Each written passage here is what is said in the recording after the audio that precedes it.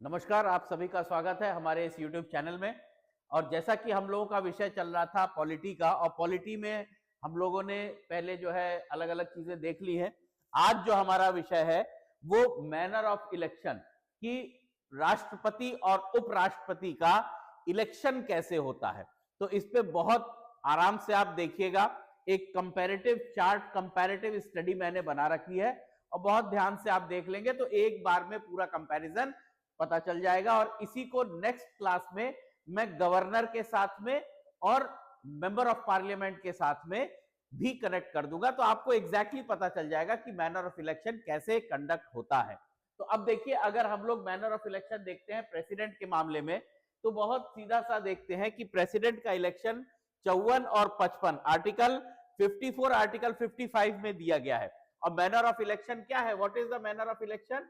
वो सीधे सीधे कहा गया है कि इलेक्टोरल कॉलेज के द्वारा एक इलेक्टोरल कॉलेज बनेगा, उसमें जो सदस्य होंगे वही दे सकते हैं वोट राष्ट्रपति और उपराष्ट्रपति के लिए।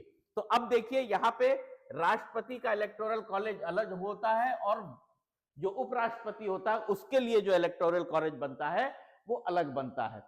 हम लोगों को ये प्रश्न कई बार कंफ्यूजन क्रिएट करता है, और लड़के अक्सर इसमें गलती करते हैं जो नहीं करनी है। पहली चीज देख लीजिए, अगर 54 और 55 आर्टिकल अनुच्छेद 54-55 में आप देखेंगे तो यहाँ पे पहले प्रेसिडेंट, इधर मैंने प्रेसिडेंट लिख दिया, इधर वाइस प्रेसिडेंट को कर दिया है। अब देखिए, अगर देखते हैं तो यहाँ पे जो प्रेसिडेंट का इलेक्टोरल कॉलेज है उसमें कौन कौन लोग मेंबर होंगे, तो ध्यान दीजिएगा, सबसे पहले लिखा है इलेक्टेड मेंबर ऑफ लोकसभा। तो जो भी इलेक्टेड मेंबर होंगे, चयनित जो इलेक्ट होकर के आए होंगे, केवल वही राष्ट्रपति के चुनाव में पार्टिसिपेट करते हैं। क्योंकि हम लोगों को मालूम है, जैसा कि पहले से, कि पहले दो नॉमिनेटेड मेंबर्स भी होते थे, जो नॉमिनेट किए जाते थे, जो एंग्लो इंडियन होते थे। लेकिन आप सब लोगों को यह मालूम होना चाहिए कि 104वें संशोधन के द्वारा 104वें संशोधन के द्वारा ये जो एंग्लो इंडियंस थे इनको हटा दिया गया है, नॉमिनेटेड मेंबर्स नहीं रह गए हैं। तो ध्यान आपको क्या देना है, पहली चीज कि केवल इलेक्टेड मेंबर्स ऑफ लोकसभा। दूसरी चीज आपको ध्यान देना है, इलेक्टेड मेंबर्स ऑफ राज्यसभा। जो राज्यसभा है, काउंसिल ऑफ स्टेट्स अंग्रेजी में जिसको बोला जाता है, उसमें से भी केवल और केवल इलेक्टेड मेंबर्स। और हम लोगों को मालूम है कि यहां पे राज्यसभा में भी 12 नॉमिनेटेड मेंबर होते हैं। तो राष्ट्रपति के चुनाव में ये नॉमिनेटेड मेंबर पार्टिसिपेट नहीं करते हैं। और इसके अलावा आप देखिए कि elected members of legislative assembly, तो जितने भी राज्यों की विधानसभाएं होती हैं वहां पर भी जो इलेक्टेड मेंबर्स होंगे, क्योंकि वहां पर भी नॉमिनेटेड मेंबर, एक नॉमिनेटेड मेंबर होता है एंग्लो इंडियंस का। तो ऐसे में यहां पे elected members of legislative assembly of the states, तो यहां पे दो चीजें पहले पार्लियामेंट से संबंधित आ गई, elected members of Rajya Sabha, elected members of Lok Sabha, दो। तीसरा कौन हो गया, elected members of Vidhan Sabha, legislative assembly, विधानसभाओं के जो इलेक्टेड मेंबर्स होंगे। और उसके बाद दो जो यूनियन टेरिटरी वाले राज्य थे, जो विधानसभा of national capital territory Delhi, इसके जो इलेक्टेड मेंबर हैं वो भी पार्टिसिपेट करेंगे राष्ट्रपति के इलेक्टोरल कॉलेज में, यानी राष्ट्रपति के चुनाव में।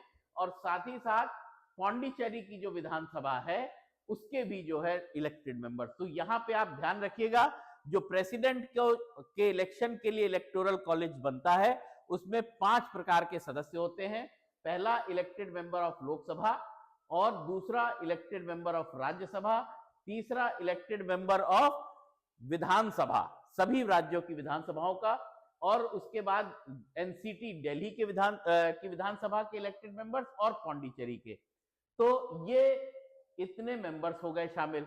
उसके बाद देखिए, अगर वाइस प्रेसिडेंट में यहीं पे हम लोग देखते हैं तो वहां पर भी इलेक्टोरल कॉलेज बनता है, लेकिन वहां पे इलेक्टोरल कॉलेज में कौन होंगे, मेंबर्स, ऑल मेंबर्स यहां पे होंगे, all members of Lok Sabha and all members of Rajya Sabha.